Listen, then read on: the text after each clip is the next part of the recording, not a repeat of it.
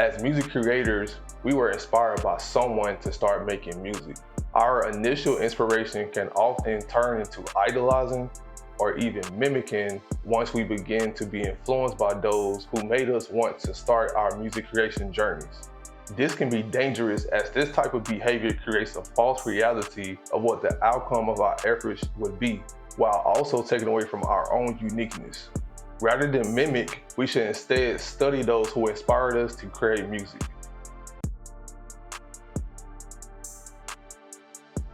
So let me take you back to where it all started.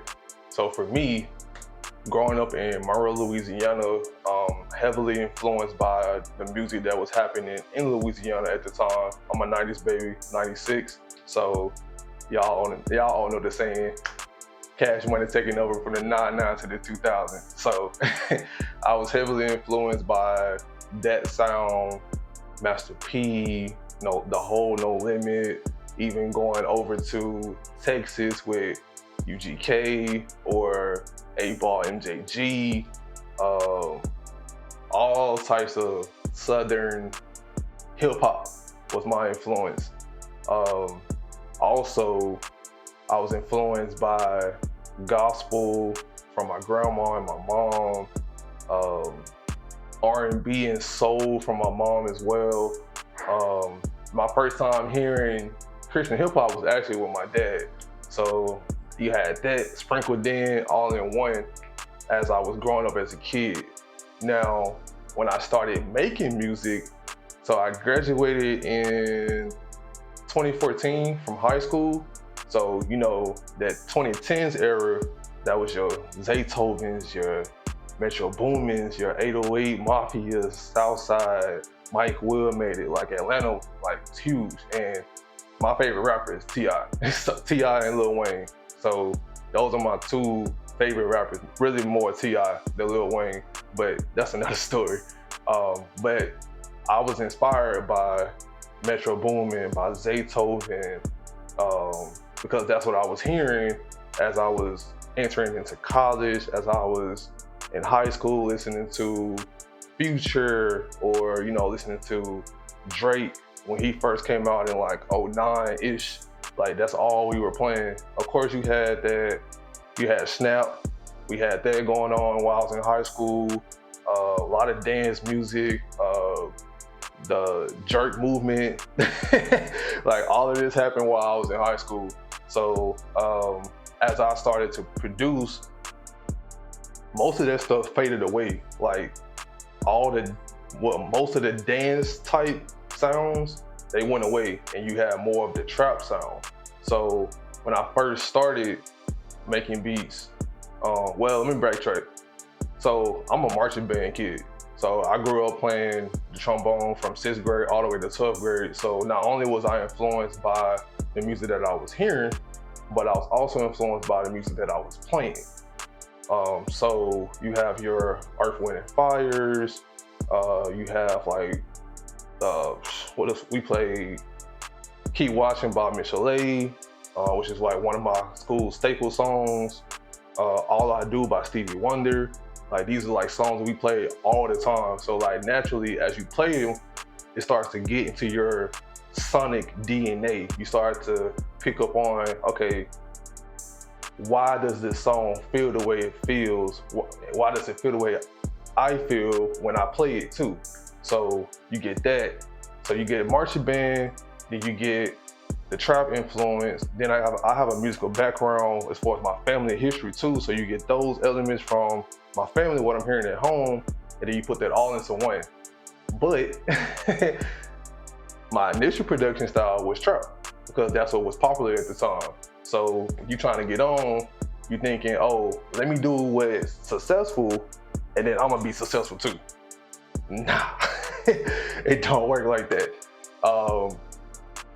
And the reason why I know that is because I was chasing that. I was taking the Metro Boomin, 808 Mafia, Mike Will made it style music, but trying to add in the chords with the marching band, because I play trombone, which is very chord based.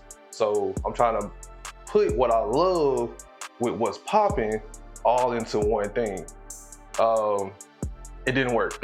It didn't work. I found myself creating a false narrative of my success. So back when I was living in Louisiana, I worked with some artists locally with that same type of sound. Sometimes it worked, sometimes it didn't. I had artists tell me, hey, you crowding up the music because I'm trying to put too many sounds together with no blend. Or I had other ones saying, hey, we want more of that. Put some more of that in. So it's like, it was a battle between, all right, what do the artists that I'm working with like, and then what do I like? So after a while, once that faded out, and my journey to try to make it out, as you would say, like those before us, it didn't work. I found myself in a position to where I had no artist to work with at all. And the music that I was making, it wasn't resonating with me, because I was trying to recreate somebody else's success, which took away from my own uniqueness, took away from my own musical DNA and my own rich family history of musicians. It washed all of that away, and I started to feel like I wanted to quit music. Honestly, I quit music maybe 2 times, but kept coming back, and I was just discovering like, what is it that's gonna make it stick for me? What's gonna be that thing to get me to where I want to go, right? And literally, I'm in my mom's crib. It's like, what, 3, 4 in the morning, and I think I was asleep, and I like woke up. God woke me up and was like, I got your answer. And the answer was, stop trying to replicate what everybody else is doing. Make what's naturally flowing out of you. And I think I made like 5 beats at like 3, 4 in the morning. And after and for the first time in a long time, when I finished, I felt so fulfilled. Like, I was able to sleep peacefully. I had a great morning the next morning because I felt that sense of accomplishment. And the music was good. It was good. It was me at the time. And ever since then, that's how I make music now. Like, I'm not trying to do what somebody else did. Yes, I'm still inspired, I'm still influenced, but I'm not copycatting. Like, I might be like, oh, this was nice, they did this on here. Let me try to do something similar to that. Like, I'm not just taking people's style, but my style is a combination of styles. So I'm not just like carbon copying another producer, but instead I'm taking a piece of what I like from their style and putting it into my own. So that's how I dealt with mimicking those who were before me, and then how I was able to overcome it to where I am today. And it feels great. Every time I make music, it don't always come out good, but it's how I was feeling that day. And that's okay. Sometimes your music is not always gonna be good, but you still gotta get it out. You never know what might be bad to you or not up to par may be the perfect thing for somebody else. But if you're creating from a real place and you're letting it naturally flow out of you based on your resources, your experiences, your energy, whatever you're feeling in that moment, get it out. Because you're feeling it for a reason, and you're transferring the energy into the music for, who knows, it might be the world feel that same energy that you felt that day, and then there you go. That same thing that you was chasing by doing what somebody else was doing, you did it by doing what you needed to do yourself by creating naturally.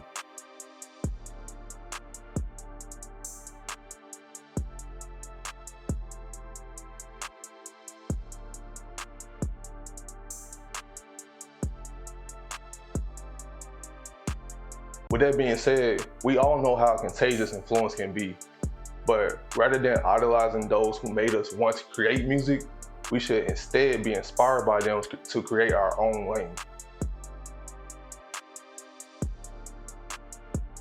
So speaking of being inspired by those who made us want to create music and creating our own lanes, I had the privilege of watching the Wu-Tang series on Hulu. And although I heard, I heard that it wasn't entirely true, what I learned from it was very influential into how I developed my brand today. For example, one of the main things that I learned was you gotta go for it. You gotta go for it. Whatever you feeling, you feeling it for a reason, and you gotta fight for it. So anytime that I get into a position to where I can express my belief in myself, I'm gonna do it tenfold. Three things that I learned from the Wu-Tang series on Hulu was, for one, you gotta learn the business. If you wanna be successful, you gotta learn the music business. In the series, I believe it was Devon, which is RZA's brother, he learned the business. He took the time to read books, go to conventions, meet people, network, which is the second thing. You gotta network. Went to the radio stations, fought for the record to be played. They invested their own money to be able to push it, develop it, studio time, all that. Like, all hands was on deck. People who were in the group and on the business side or outside of the group. And they had a brand. They had the infamous Wu-Tang W logo. That's a staple. So as you create your brand, your business, your framework, as you will, you gotta study. You gotta learn the business. That's your protection. The more you know about the business, the better chances you have of being able to navigate through it. You gotta network. You gotta find you people who are going to help you get to where you go, whether they're directly connected to you or they're extensions of you. So you know, your DJs, your engineers, your program directors, your music supervisors, sync agencies, artists, other producers, musicians. So whatever you want to do as far as creating your music business framework, you need people. You need people. And you gotta invest. It's expensive. This isn't just no make a song, put it out, and that's it. Nah, like, everything costs. So you gotta be disciplined about your spending in your personal life so you can invest it into your business and get the life that you feel like you deserve. So that means you gotta make sure you not spending money excessively on gear and equipment, but get what you need. Like, for me personally right now, vulnerable moment. It ain't really vulnerable, but vulnerable moment. I have literally 4 pairs of shoes. I got a black and a blue pair of Nike Dunks and a black and a blue pair of Vans. Why? So I could be able to switch up my style. So those 4 pairs of shoes with some pants, some shirts, hats, whatever the main case, I'm literally mixing and matching my outfits so that I'm not sitting here spending all this money on gear, but I still look like I'm put together. And you can ask anybody, when I step out, I ain't looking like no slouch. When I go to these events, I'm making sure that I'm coming in as myself, and you know, having that presence about me, that confidence, that, oh, who is that? Oh, why he walk like that? Oh, like, it's that confidence, and it radiates. As far as gear, I still got the same equipment as far as production that I did when I first moved here to Raleigh. If you don't know, I'm currently living in Raleigh, North Carolina. Again, pursuing my dreams, which is another thing. That's a side. You might have to move to get your dreams off the ground. Your hometown might not be the place where you can be able to thrive at. Even if you are in a heavily marketed music city or state, you might need to move. Like, you gotta take the risk. If you want a reward, you gotta take a chance on yourself, first and foremost, because ain't nobody else gonna do it. And that's what I had to learn. It's like, you can sit here and want to come up with people, but sometimes they just don't want it like you do. And it's okay. Let them go, move on, and keep doing your thing.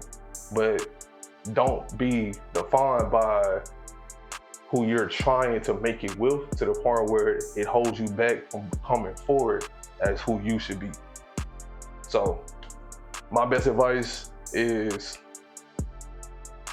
study, network, take calculated risks financially, and use your money wisely.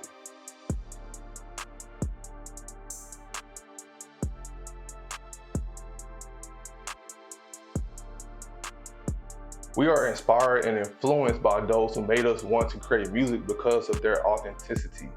Rather than copying and worshiping them because of their greatness, we must instead dig deep within ourselves to discover what makes us great.